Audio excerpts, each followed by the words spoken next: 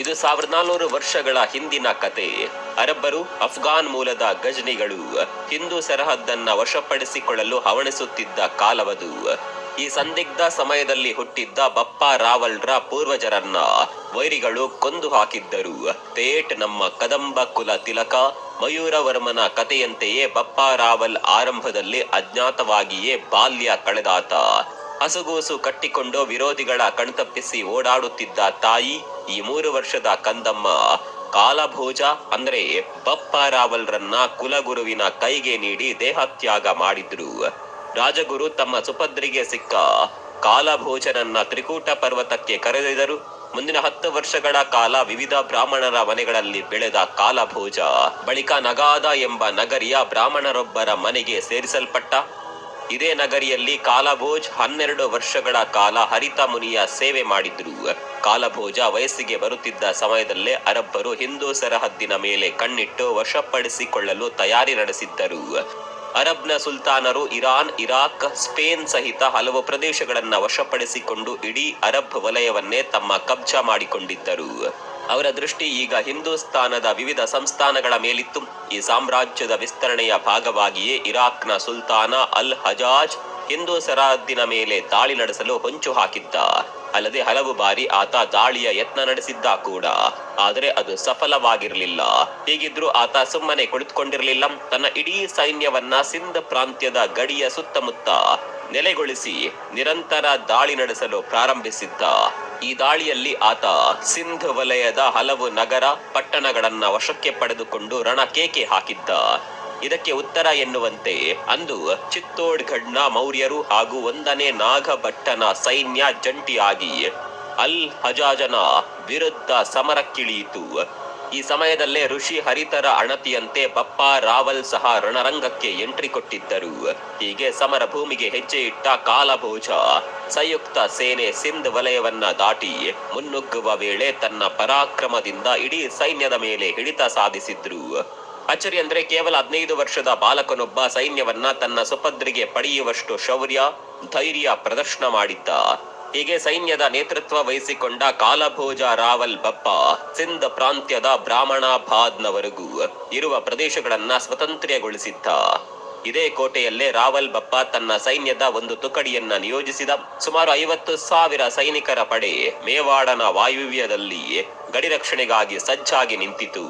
ಹೀಗೆ ಅಂದು ರಾವಲ್ ಬಪ್ಪಾರಿಂದ ರಕ್ಷಿಸಲ್ಪಟ್ಟ ಬ್ರಾಹ್ಮಣಾಬಾದ್ ಪಟ್ಟಣವೇ ಇಂದಿನ ಕರಾಚಿ ಆಗಿದೆ.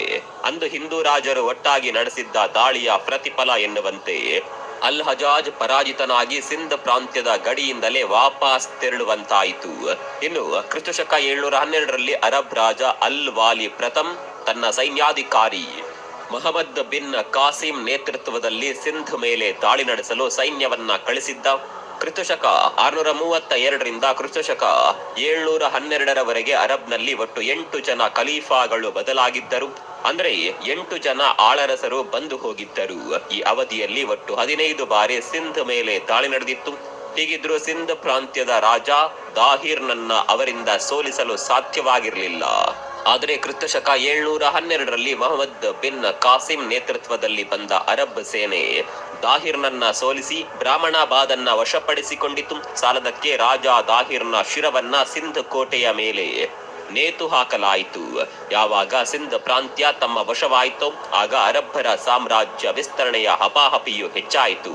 ಸಿಂಧ್ ಬಳಿಕ ಅರಬ್ಬರ ಚಿತ್ತ ಚಿತ್ತೋಡ್ಗಢ್ ಹಾಗೂ ಮಾಳ್ವಾ ಮೇಲೆ ಹರಿಯಿತು. ಇನ್ನು ದಾಹಿರ್ನ ಹತ್ಯೆಯಿಂದಾಗಿ ಮಾಳ್ವಾದ ನಾಗಭಟ್ಟ ಹಾಗೂ ಚಿತ್ತೋಡ್ಗಢ್ನ ಮೌರ್ಯರು ಅರಬ್ಬರ ಮೇಲೆ ಕೊತ ಕುದಿಯುತ್ತಿದ್ದರು.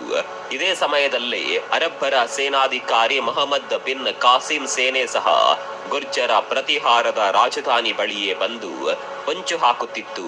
ಅಲ್ಲದೆ ಕಾಸಿಂ ತನ್ನ ಒಂದು ಸೇನಾ ತುಕಡಿಯನ್ನ ಮೇವಾಡದತ್ತ ಕಳುಹಿಸಿದ್ದ.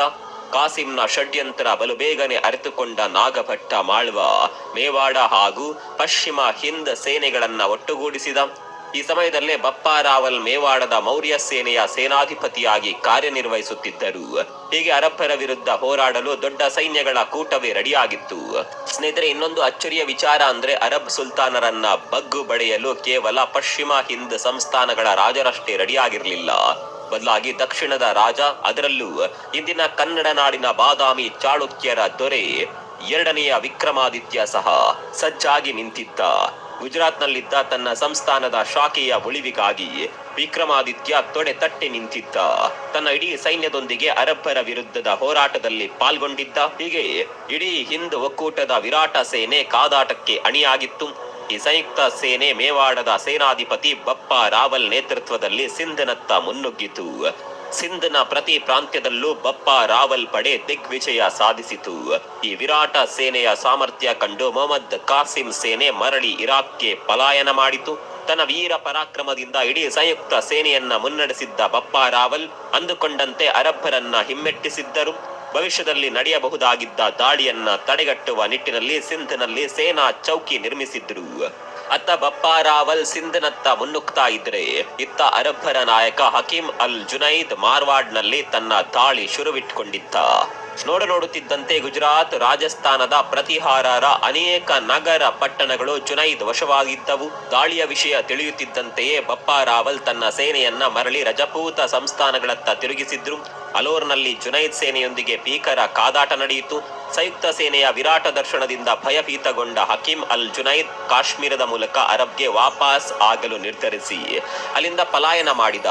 ಆತ ಮರಳಿ ಎಂದಿಗೂ ಹಿಂದ್ ಸಾಮ್ರಾಜ್ಯಗಳತ್ತ ತಲೆ ಹಾಕಲಿಲ್ಲ. ಜುನೈದ್ನ ನಿರ್ಗಮನದೊಂದಿಗೆ ಅರಬ್ಬರ ದಾಳಿ ನಿಲ್ಲುವಂತಿರಲಿಲ್ಲ. ಕಾರಣ, ಅರಬ್ನಲ್ಲಿ ಖಲೀಫಾಗಳು ಬದಲಾದಂತೆಲ್ಲ ಮತ್ತೆ ಮತ್ತೆ ದಾಳಿಗಳು ನಡೆಯುತ್ತಲೇ ಇದ್ದವು. 8ನೇ ಶತಮಾನದ ಆರಂಭದಲ್ಲಿ ಅರಬ್ಬರು ರಾಜಪೂತರ ಸಂಸ್ಥಾನಗಳನ್ನ ಮತ್ತೆ ಗುರಿಯಾಗಿಸಿಕೊಂಡು ದಾಳಿ ನಡೆಸಿದ್ರು. ಇಡೀ ಸಂಸ್ಥಾನಗಳೆಲ್ಲ ಭಯ ಹಾಗೂ ಸಾವಿನ ಬೆದರಿಕೆಯಲ್ಲಿ ದಿನ ದೂಡುತ್ತಿದ್ದವು. ಇಂತಹ ಸಂದಿಗ್ಧ ಸಮಯದಲ್ಲೇ ಬಪ್ಪ ರಾವಲ್ರಿಗೆ ಹರಿತ ಮುನಿಗಳಿಂದ ಅಲೌಕಿಕ ಸಂದೇಶ ಬಂದಿತು. ಹರಿತ ಮುನಿಗಳು ದೈವಾನುಗ್ರಹದಿಂದ ಸಂಪತ್ತಿನ ವಿಷಯ ತಿಳಿಸಿ ಸಾಮ್ರಾಜ್ಯವೊಂದನ್ನ ಸ್ಥಾಪಿಸುವಂತೆ ಸಂದೇಶ ನೀಡಿದ್ರು. ಹೀಗೆ ರಾಜಗುರುಗಳ ಅಣತಿಯಂತೆ ಬಪ್ಪ ರಾವಲ್ ಮತ್ತೆ ಸಮರ್ಥ ಸೇನೆಯನ್ನ ಕಟ್ಟಿಕೊಂಡ್ರು. ಮೊದಲಿಗೆ ಅರಬ್ಬರಿಂದ ಸೋಲಿಸಲ್ಪಟ್ಟ ಪ್ರಾಂತ್ಯಗಳನ್ನ ಒಪ್ಪಿಸಿಕೊಂಡು ತಮ್ಮ ಸುಪರ್ದಿಗೆ ಪಡೆದುಕೊಂಡ್ರು. ಮೇವಾಡ್ನಲ್ಲಿ ಗೆಹಲೋಟ್ ವಂಶವನ್ನ ಕಾಯಂಗೊಳಿಸಿದ್ರು. ಚಿತ್ತೋಡ್ ಕೋಟೆಯನ್ನ ವಶಪಡಿಸಿಕೊಂಡು ಚಿತ್ತೋಡ್ಗಢ ಕೇಂದ್ರಿತವಾಗಿ ಗುಹಿಲಾ ರಾಜವಂಶವನ್ನ ಸ್ಥಾಪಿಸಿದ್ರು. ಬಪ್ಪ ರಾವಲ್ ಕೇವಲ ಯೋಧರಾಗಿರಲಿಲ್ಲ, ಉನ್ನತ ರಾಜನೀತಿ ತಿಳಿದುಕೊಂಡಿದ್ದ ಆಡಳಿತಗಾರರು ಆಗಿದ್ದರು. ಹೀಗಾಗಿ ಸುತ್ತಮುತ್ತಲ ಸಂಸ್ಥಾನಗಳನ್ನ ತಮ್ಮ ಚಾಣಾಕ್ಯ ನೀತಿಯಿಂದ ವಶಕ್ಕೆ ಪಡೆದುಕೊಂಡು ಮೇವಾಡ್ನಲ್ಲಿ ವಿಲೀನಗೊಳಿಸಿದ್ದರು. ಬಪ್ಪ ರಾವಲ್ರ ಅತಿದೊಡ್ಡ ಸಾಧನೆ ಅಂದ್ರೆ ಸಂಯುಕ್ತ ಸೇನೆಯ ನಿರ್ಮಾಣವಾಗಿತ್ತು. ಹಿಂದ್ ವಲಯದಲ್ಲಿದ್ದ ಹಿಂದೂ ಸಂಸ್ಥಾನಗಳನ್ನ ಒಗ್ಗೂಡಿಸಿ ವಿಶಾಲ ಸೇನೆ ರೆಡಿ ಮಾಡಿಕೊಂಡಿದ್ದರು. ಇದರ ಬಲದಿಂದಲೇ ಈ ಅಪ್ರತಿಮ ಯೋಧ ಸರಿಸುಮಾರು 16 ವರ್ಷಗಳ ಕಾಲ ಅರಬ್ ಹಿಡಿತದಲ್ಲಿದ್ದ ರಾಜ್ಯಗಳನ್ನ ಗೆಲ್ಲುತ್ತಾ ಹೋದರು. ಬಪ್ಪ ರಾವಲ್ರ ಅತಿದೊಡ್ಡ ವಿಜಯ ಅಂದ್ರೆ ಅದು ಸಿಂಧ್ ಪ್ರಾಂತ್ಯವನ್ನ ವಶಪಡಿಸಿಕೊಂಡಿದ್ದಾಗಿತ್ತು. ಸಿಂಧ್ ಪ್ರಾಂತ್ಯದಲ್ಲಿದ್ದ 12 ಹಕೀಮ್ರನ್ನ ಬಪ್ಪ ರಾವಲ್ ಬುಡ ಸಮೇತ ಕಿತ್ತು ಹಾಕಿದ್ದರು. ಇಂದಿನ ಪಾಕಿಸ್ತಾನದ ಅತ್ಯಂತ ಆಯಕಟ್ಟಿನ ನಗರವೆಂದೇ ಕರೆಯಲ್ಪಡುವ ರಾವಲ್ ಪಿಂಡಿ ಈ ಮಹಾನ್ ರಾಜನ ಸಾಧನೆಯೊಂದಿಗೆ ತಳುಕು ಹಾಕಿಕೊಂಡಿದೆ. ಇದೇ ನಗರದಲ್ಲೇ ಬಪ್ಪ ರಾವಲ್ ತನ್ನ ಸೇನಾ ಚೌಕಿಯನ್ನ ನಿರ್ಮಿಸಿದ್ದರು. ಇಲ್ಲಿಂದಲೇ ಅರಬ್ಬರ ಚಲನವಲನಗಳ ಮೇಲೆ ನಿಗಾ ವಹಿಸಲಾಗಿತ್ತು. ಹೀಗೆ ಸಾಲು ಸಾಲು ದಿಗ್ವಿಜಯ ಸಾಧಿಸುತ್ತಾ ನಡೆದಿದ್ದ ಬಪ್ಪ ರಾವಲ್ ಬಲೂಚಿಸ್ತಾನದ ಮೂಲಕ ಇರಾನ್ನ ಖುರಾಸಾನ್ನಲ್ಲಿ ಪ್ರವೇಶ ಮಾಡಿದ್ದರು. ಈ ಪ್ರಾಂತ್ಯವನ್ನ ಆಳುತ್ತಿದ್ದ ಅರಬ್ಬಿ ಸುಲ್ತಾನರಾದ ಅಲ್ ಹಕಂ ಬಿನ್ ಅವಾವ ಹಾಗೂ ತಾಮೀಮ್ ಬಿನ್ ಜುಯೇದ್ ನನ್ನ ಸೋಲಿಸಿ ಇರಾನ್ನಲ್ಲಿ ಹೆಜ್ಜೆ ಗುರುತು ಮೂಡಿಸಿದ್ದರು. ಸುಮಾರು 15 ದಿನಗಳ ಕಾಲ ಖುರಾಸಾನ್ನಲ್ಲಿದ್ದ ಬಪ್ಪ ರಾವಲ್ ಸೇನೆ ಇಂಚಿಂಚು ಜಾಲಾಡಿತು. ಭಯಬಿದ್ದ ಸುಲ್ತಾನರು ತಮ್ಮ ಮಕ್ಕಳನ್ನ ಬಪ್ಪ ರಾವಲ್ಗೆ ತಾರೆ ಎರೆದು ಕೊಟ್ಟು ರಾವಲ್ಗೆ ವಿದಾಯ ಹೇಳಿದ್ರು. ಇರಾನ್ನಿಂದ ಹೊರಟ ಬಪ್ಪ ಸೇನೆ ಪಾಮಿರ್ ಪರ್ವತವನ್ನಿಟ್ಟಿತು. ವಿಶಾಲ ಸೇನೆಯೊಂದಿಗೆ ಬಂದ ಬಪ್ಪ ರಾವಲ್ ಅಂದು ಅಫ್ಘಾನಿಸ್ತಾನ ಆಳುತ್ತಿದ್ದ ಸಲೀಂ ಅಲ್ ಹಬೀಬ್ರನ್ನ ಸೋಲಿಸಿ ತನ್ನ ಸರ್ದಾರರನ್ನ ಅಲ್ಲಿ ನೇಮಿಸಿದ್ರು. ಅಲ್ಲದೆ ಸಲೀಂ ಹಬೀಬ್ರ ಪುತ್ರಿ ಅಲ್ ಮರಿಯಾರನ್ನ ವಿವಾಹವಾಗಿ ಚಿತ್ತೋಡ್ಗೆ ಕರೆತಂದ್ರು. ಹೀಗೆ ದಾಳಿ ಬಳಿಕ ವಾಪಸ್ ಆಗುವ ಸಂದರ್ಭದಲ್ಲಿ ಗಜ್ನಿ ಪಟ್ಟಣದಲ್ಲಿ ದೊಡ್ಡದಾದ ಬುರ್ಜಾ ಒಂದನ್ನ ಬಪ್ಪ ರಾವಲ್ ನಿರ್ಮಿಸಿದ್ರು ಅಂತ ಇತಿಹಾಸ ಹೇಳುತ್ತದೆ. ಇಲ್ಲಿಂದಲೇ ಅರಬ್ ಲೂಟಿಕೋರರ ಮೇಲೆ ರಾವಲ್ ಆಡಳಿತ ನಿಗಾ ವಹಿಸ್ತಾ ಇತ್ತು ಅಂತ ಹೇಳಲಾಗುತ್ತೆ. ಹೀಗೆ ಸುಮಾರು 16 ವರ್ಷಗಳ ಕಾಲ ಗುರ್ಜರ ನಾಡಿನಿಂದ ಆರ್ಭಟಿಸಿದ್ದ ರಾವಲ್ ಬಪ್ಪ ಅಫ್ಘಾನ್, ಇರಾನ್, ಇರಾಕ್ ಹಾಗೂ ಸಿಂಧ್ ಪ್ರಾಂತ್ಯಗಳ ಆಳರಸರಿಗೆ ಸಿಂಹ ಸ್ವಪ್ನವಾಗಿದ್ದರು. ವಿಶೇಷ ಅಂದ್ರೆ ಸಮರ ಸೇನಾನಿಯಾಗಿದ್ದ ಬಪ್ಪ ರಾವಲ್ರಿಗೆ ಬರೋಬ್ಬರಿ 100 ಜನ ಹೆಂಡತಿಯರಿದ್ದರು. ಇದರಲ್ಲಿ ಸುಮಾರು 35 ಜನ ಹೆಂಡತಿಯರು ಸುಲ್ತಾನರ ಮಕ್ಕಳೇ ಆಗಿದ್ದರು. ರಾವಲ್ ಎದುರು ಸೋಲೊಪ್ಪಿಕೊಂಡ ಸುಲ್ತಾನರು ತಮ್ಮ ಮಕ್ಕಳನ್ನ ರಾವಲ್ರಿಗೆ ತಾರೆ ಎರೆದು ಕೊಟ್ಟಿದ್ದರು. ಹೀಗೆ ಗುರ್ಜರ ಸಾಮ್ರಾಜ್ಯದ ಸೇನಾಧಿಪತಿಯಾಗಿ ಮೇವಾಡದ ಸಂಸ್ಥಾಪಕರಾಗಿ ಅರಬ್ಬರನ್ನ ಹಿಮ್ಮೆಟ್ಟಿಸಿದ್ದ ಬಪ್ಪಾ ರಾವಲ್ ಇರಾನ್ ಇರಾಕ್ ವರೆಗೂ ತಮ್ಮ ಆಧಿಪತ್ಯ ಸಾಧಿಸಿದ್ದರು. ಮತ್ತೊಂದು ಇಂಟ್ರೆಸ್ಟಿಂಗ್ ವಿಷಯ ಅಂದ್ರೆ ಇಂತಹ ವೀರ ಪರಾಕ್ರಮಿ ತನ್ನ ಅಂತಿಮ ದಿನಗಳಲ್ಲಿ ಸನ್ಯಾಸ ಸ್ವೀಕರಿಸಿ ಶಿವ ಭಕ್ತರಾದರು. ಚಾಳುಕ್ಯರ ಸಾಮಂತರಾಗಿದ್ದ ದೊಳಂಬಾರ ಅರಸರೊಂದಿಗೆ ನಿಕಟ ಸಂಬಂಧ ಹೊಂದಿದ್ದ ಬಪ್ಪಾ ರಾವಲ್ ದೇಶ ಪರ್ಯಟನೆ ಸಂದರ್ಭದಲ್ಲಿ ಇಂದಿನ ಕರ್ನಾಟಕದ ಮಧುಗಿರಿಗೆ ಬಂದಿದ್ದರು ಅಂತ ಇತಿಹಾಸ ಹೇಳುತ್ತದೆ. ಮಧುಗಿರಿ ಬೆಟ್ಟದಲ್ಲಿ ಶಿವ ಧ್ಯಾನ ತಪಸ್ಸು ಮಾಡಿದ್ದರು ಅಂತ ಹೇಳಲಾಗುತ್ತೆ. ಈ ಕುರಿತು ಅಭಿಪ್ರಾಯ ಭೇದ ಇದೆ. ಆದರೆ ದೊಳಂಬರು ಅಪ್ಪಟ ಶಿವಭಕ್ತರಾಗಿದ್ದರು ಅನ್ನೋದು ಇದನ್ನ ಮತ್ತಷ್ಟು ದೃಢೀಕರಿಸುತ್ತದೆ. ಒಟ್ಟಲ್ಲಿ 8ನೇ ಶತಮಾನದಲ್ಲಿ ಅರಬ್ ದಾಳಿಕೋರರನ್ನ ತಡೆಗಟ್ಟಿದ್ದ ಬಪ್ಪಾ ರಾವಲ್ ಹಿಂದೂ ರಾಜರಲ್ಲಿ ಅತ್ಯಂತ ಬಲಿಷ್ಠ ಗುರ್ಜರ ದೊರೆ ಅಂತ ಪರಿಗಣಿಸಲ್ಪಡುತ್ತಾರೆ.